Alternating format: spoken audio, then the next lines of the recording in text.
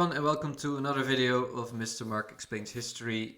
Today we'll keep going with the Cold War and look at the Soviet expansion, Cominform and Comecon. So why are we talking about more the Soviet side of things?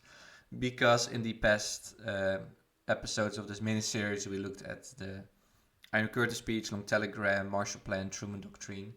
So I thought it would be good to also look at the Soviet side, like how are they reacting to that, or what are they doing at this moment. So we're going to look at the Soviet reaction to Truman Doctrine, Marshall Plan, and review a little bit what they were doing in Central and Eastern Europe.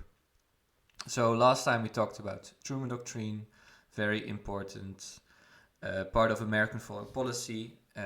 So Truman announces in his speech where he promised support for democracies against authoritarian threats, and the whole goal of the Truman Doctrine is to actually stop the spread of communism, and that's called containment. Very important word. So you gotta contain the communists.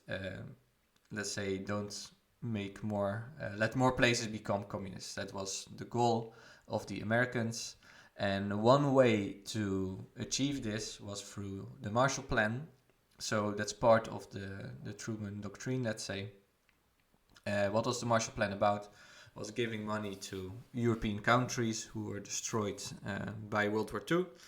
With that American money and those American resources, European countries can invest in their own economy and quickly recover. They also bought US products, so that's very good for the US economy itself. It helps really American companies. Then European countries become richer again, citizens become wealthier. In general, what we see in history is that if citizens have a pretty good life, they are less supportive of extreme right or extreme left parties. So in order to contain communism, this also made sense. And another good side effect is with those recovered European economies and those wealthier citizens there's again a growing market for American companies. So the US invests in Europe, in safety, in peace, but also in their own economy. So this was really an amazing plan in the Marshall Plan. So let's recap a little bit what were the Soviets doing, where did we, let's say, leave them in 1945, 1946, before we started talking about the Western side of things. So after World War II, they slowly start to tighten their grip over the countries in Central Eastern Europe, support the communist parties there, rigging elections, although there was a declaration of liberated Europe that there should be free and fair elections.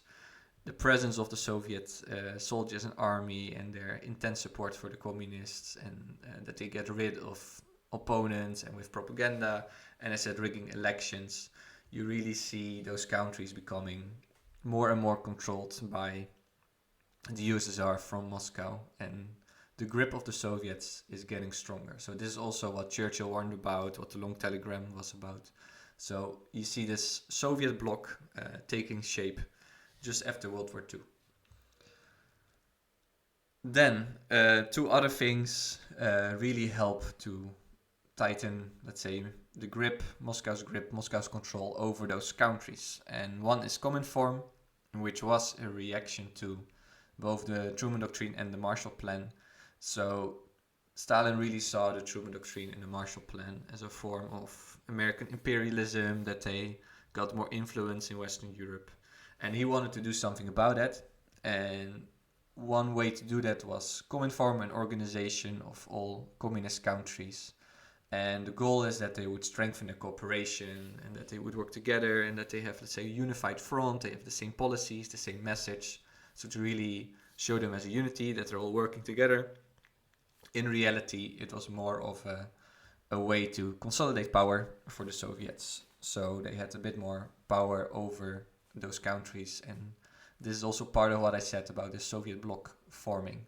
So now their cooperation is more intense, which actually means the power from, let's say, Moscow is stronger. Then Comecon. So Comecon is another organization between Soviet countries to work together. and another reaction to the Marshall Plan.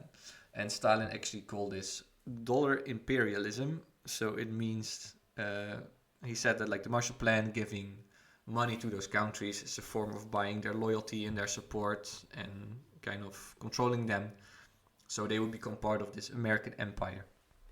So that's why he called that dollar imperialism. So he was not happy that some countries like Poland, Czech Republic were pretty interested in this Marshall Plan. So he had to come up with some kind of alternative to keep them happy, and that alternative is Comecon.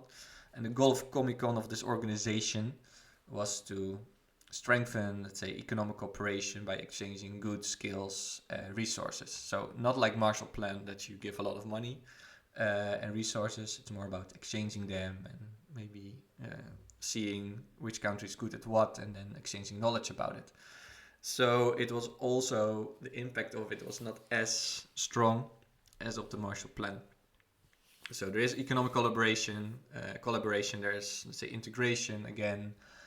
Countries work together more, but it's not so effective as the Marshall Plan. It's not like another country really adds value to an economy. It's more like you're exchanging goods, trading more. So it helped a little bit, but it was not as effective. So Poland and Czech Republic, they wanted Marshall Plan, they got Comecon, and yeah, it didn't really help their economies as much as in Western Europe. So what is the effect of Cominform and Comecon on superpower relations? Of course, tension is increasing again. It really shows these two blocs forming, and this power struggle between the two superpowers and their influence in Europe is really growing. So, and they keep, let's say, reacting to each other, and tension grows. So Soviet expansion in Central Eastern Europe leads to Long Telegram, Iron Curtain speech, then Truman Doctrine, reactions Cominform, Marshall Plan, reactions Comecon. So it really, yeah, this kind of battle really becomes clear at this point. So the Cold War is really starting. In the next video, tensions are going to increase even more, and maybe, well, for sure to the highest point yet, with the Berlin blockade and the Berlin airlift in 1948 and 1949. So that's what we're going to talk about. If you have any questions, reactions, feedback, please share them in the comments, like, subscribe, and see you in the next video. Thank you.